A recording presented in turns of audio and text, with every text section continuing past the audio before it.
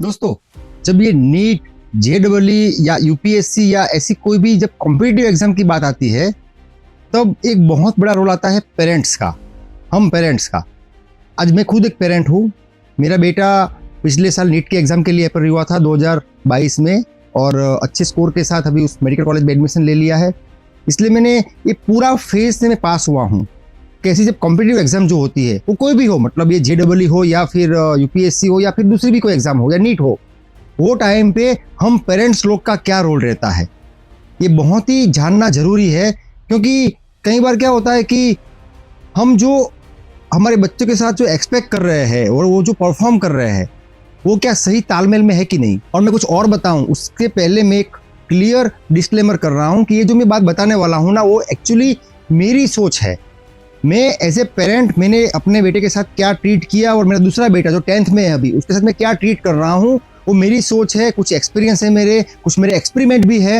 ये सब करने के बाद मैं जो नतीजे पर पहुंचा हूँ मैं आज आपको वो शेयर करने वाला हूँ। हो सकता है वो आपके लिए शायद सही ना हो या प्रैक्टिकल ना हो या फिर एप्लीकेबल भी ना हो।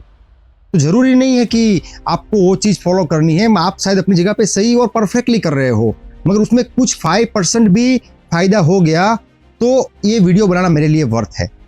दोस्तों, यहाँ पे दोनों की बात होगी, हमारे बच्चों की भी बात होगी और हमारी भी बात होगी। दोस्तों, ऐसी जब कॉम्पिटिटिव एग्जाम के लिए हमारे बच्चे जब प्रिपेयर करते होते हैं तब हमें पता है कि हम जब उनकी एज में थे और हम जब ये पढ़ाई कर रहे थे तब हम में जितनी स्मार्टनेस थी, जितने हम अलर्ट थे, जितने नॉलेजेबल थे, हम सब कुछ जानते थे, रिसर्च किया हुआ था, ये सब कुछ हमने किया था, उससे कई गुना ज़्यादा हमारे बच्चे हैं। ये बात तो आपको माननी ही पड़ेगी। वो लोग खुद डिसीजन लेना शुरू कर दिया है। हमारा शायद मेरे टाइम पे ऐसा नहीं था। हमारे डिसीजन तो हमारे पेरेंट्स ही लेते थे या फिर हमारे कुछ दोस्त ने ऐसा किया तो हमने भी कर लिया। ऐसा कोई हमारा ठोस प्लानिंग या फ्यूचर प्लानिंग या कुछ डिसीजन ऐसा कुछ हुआ ही नहीं करता था। मगर आजकल के बच्चे बहुत ही स्मार्ट है। वो जानते हैं वो क्या कर रहे हैं, क्यों कर रहे हैं और क्या करना चाहते हैं और कहाँ पहुँचना चाहते हैं। बहुत सारा प्लानिंग करते हैं, बहुत सारा रिसर्च कर लेते हैं यूट्यूब से या फिर गूगल से या फिर कहीं से भी। वो लोग पूरी इंफॉर्मेशन खुद ही कलेक्ट कर लेते हैं। वो टाइम पे कई बार हम एक्सपेक्ट करते हैं कि बेटा तू किताबें क्यों नहीं पढ़ता है, हमेशा स्क्रीन के ऊपर क्यों रहता है। मगर बहुत सारी इंफॉर्मेशन, बहुत सारा नॉलेज, बहुत सारे कंसेप्ट उनके वीडियो के थ्रू या फिर यूट्यूब के थ्रू या फिर गूगल के थ्रू क्लियर हो रहे हैं। तो उसमें गलत क्या है? ये जो हम टोकते रहते हैं ना बार बार, कई बार उसकी नेगेटिव इफेक्ट भी पड़ती है कि पापा आप हमेशा कंपेयर क्यों करते रहते हो अपने साथ। तो एक्चुअली वो कंपेयर करने की जरूरत नहीं है, क्योंकि पूरा माहौल बदल गया है, पूरी जनरेशन बदल गई है, पूरी सोच बदल गई है। वो मैं आज नहीं तो कल वो एक्सेप्ट करना ही पड़ेगा और करना ही चाहिए। उसमें कुछ गलत नहीं है। और कई बार हम ये मिस्टेक भी करते हैं कि अनजाने में हम हमारे बच्चों को क्रिटिसाइज कर देते हैं। मान लो कोई गेस्ट आया है और बातें कर रहे हैं बच्चों की पढ़ाई के बारे में, और कई बार हम बोलते रहते हैं कि भाई मेरा बेटा पता नहीं पढ़ाई तो करता है बट गैजेट में बहुत रहता है बिजी, फ़ोन में पता नहीं क्या करता रहता है या फिर कुछ घंटे ही पढ़ता है। तो हो सकता है कि उतना घंटा पढ़ना उसके लिए काफ़ी हो, मगर हम मान लेते हैं वो काफ़ी नहीं है, क्योंकि हम तो बहुत पढ़ाकू थे और हमारे टाइम पे एक ही कंसेप्ट था, रट्टा मारो। वो बोलते ना कि पूरा मेमोराइज कर लो।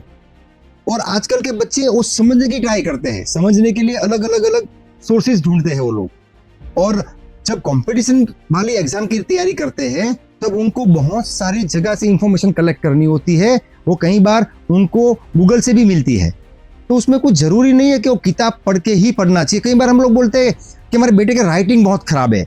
वो कई मम्मियाँ तो पीछे पड़ जाती है कि कर्सिव राइटिंग कराएंगे, वो कराएंगे, और मेरे बेटे का राइटिंग तो एकदम पूरा वर्ल्ड क्लास एकदम परफेक्ट होना चाहिए।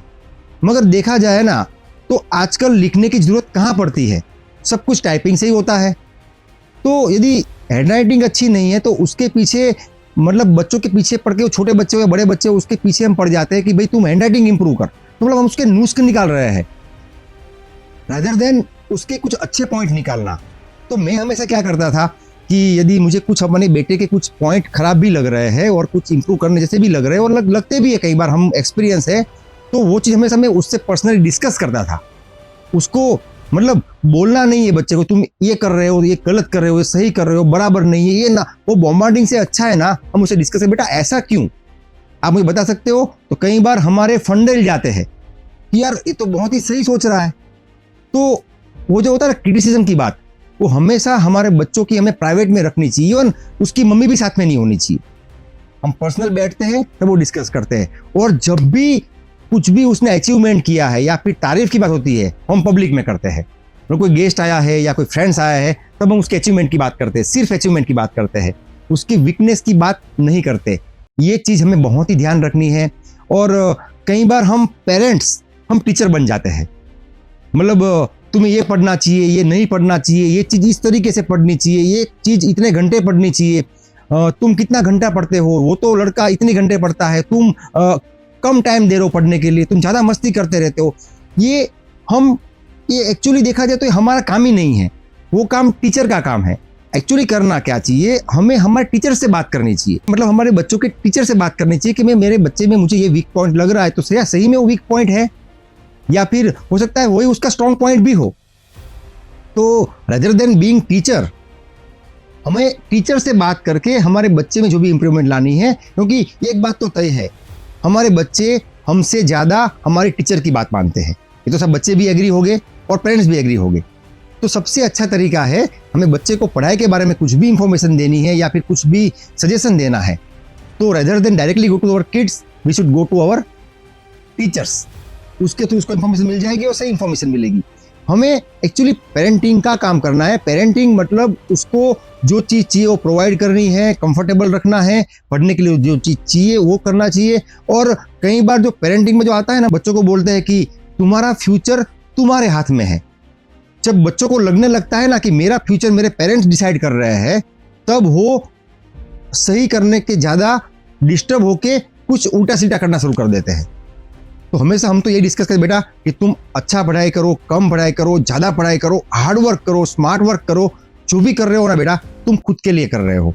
मगर हम यदि देखा जाए ना तो हमारे बच्चे हमारे लिए इतना रिस्पेक्ट करते हैं कि एक्चुअली वो नापसंद चीज़ भी कई बार हमारे लिए कर जाते हैं। मान लो कि उसको कुछ घंटे का रेस्ट चाहिए, कुछ ब्रेक लेना है, तो भी नहीं ले। क्यों?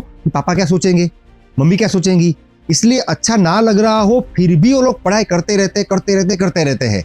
उसमें उतना पॉजिटिव फीडबैक नहीं, क्योंकि हमारे एक्सपेक्टेशन उनको पता होती है कि पापा या मम्मी चाहते हैं कि मुझे इतना पढ़ना चाहिए, तो हमें अच्छा लगे उसके लिए ज़्यादा पढ़ाई कर लेते हैं, ओवर बर्डन ले लेते हैं।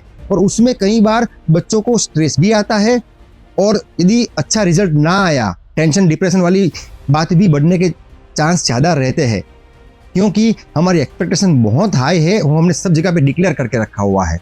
तो हम तो क्या करते हैं बेटा कि आप जो भी पढ़ाई करोगे, जो भी करोगे वो अपने लिए करोगे और आपका फ्यूचर आप डिसाइड करोगे। और ऐसा कहने पर भी मान लो बच्चा पढ़ाई नहीं करता है, तो कहीं ना कहीं पे उसको स्पार्क ही नहीं हुआ है, उसको सेल्फ मोटिवेशन ही नहीं हुआ है कि मैं क्यों पढ़ाई कर रहा हूँ, ये क्यों कर रहा हूँ। ये जब उसकी मैच्योरिटी आएगी ना, तब वो 1 साल में सब कुछ फोड़ देगा, सब कुछ इम्पॉसिबल चीज भी वो कर जाएगा, जब उसको सेल्फ मोटिवेशन होगा और सेल्फ स्पार्क होगा। मगर वो कब होगा ना, वो एक्चुअली पता नहीं है। कुछ बच्चों में वो 10th में होता है, कुछ में 12th में होता है, किसी को 11th में होता है, किसी को कॉलेज में जाने के बाद होता है।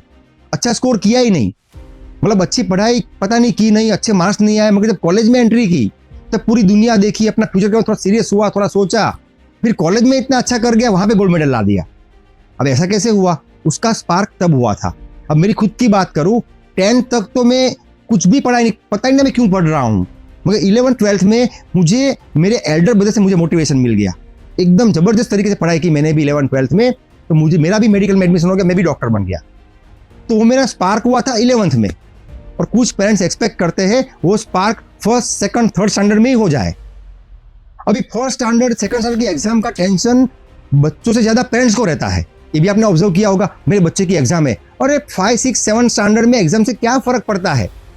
बच्चा चाहे ना सीरियस होकर तो पूरे साल की पढ़ाई 1 महीने में खत्म, इतना ही सिलेबस होता है उसके अंदर। मगर हम चाहते हैं कि वो टॉप करे, बट सभी बच्चे टॉप नहीं कर पाएंगे।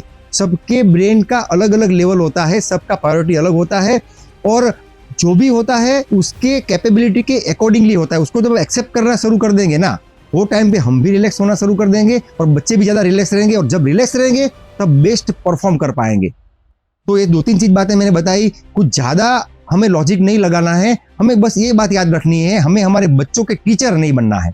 कई बार हम लोगों ने देखा है कि कुछ मम्मी या फिर कुछ पेरेंट्स बच्चों को पढ़ाते हैं, 5th में पढ़ाया, 6th में पढ़ाया, 7th में पढ़ाया, होमवर्क करवाया, होमवर्क में हेल्प भी कर दी, कब तक कर पाओगे आप? 8th तक, 9th तक, 10th तक, फिर आपको छोड़ देना पड़ेगा। वो टाइम पे बच्चों को आपकी आदत हो गई है कि मुझे पेरेंट्स से ही पढ़ना है, मगर आप शायद वो नहीं पढ़ा पाओगे, तो वहां पे उसका स्कोर डाउन होना शुरू हो जाएगा। तो पहले स्टैंडर्ड से ही ये फंडा रखना है कि पढ़ाने का काम तो टीचर ही करेंगे, हम तुम्हारे साथ मस्ती करेंगे, बाहर घूमने जाएंगे, होटल में खाना खाने जाएंगे, मूवी देखने जाएंगे, सब कुछ अपन करेंगे, मगर पढ़ने का काम जहाँ पे आएगा, तो होमवर्क करने का काम आएगा, वो टीचर्स कराएंगे। और कई बार पेरेंट्स कंप्लेन करते हैं कि मेरा बेटा या बेटी, मैं उसको होमवर्क ना कराऊं तो होमवर्क करते ही नहीं है। तो ठीक है ना, मत करने दो। बिना होमवर्क के हमारा बच्चा ट्यूशन या स्कूल में जाएगा तो कुछ ना कुछ तो पनिशमेंट मिलेगी। वो कब तक टॉलरेट करेगा? जब गिल्टी फील होना शुरू हो जाएगा ना, अपने आप होमवर्क करना शुरू कर देगा। और हमें एक ही बात याद रखनी है, हमें उसके टीचर नहीं बनना है, बस हमें उसके पेरेंट बनना है।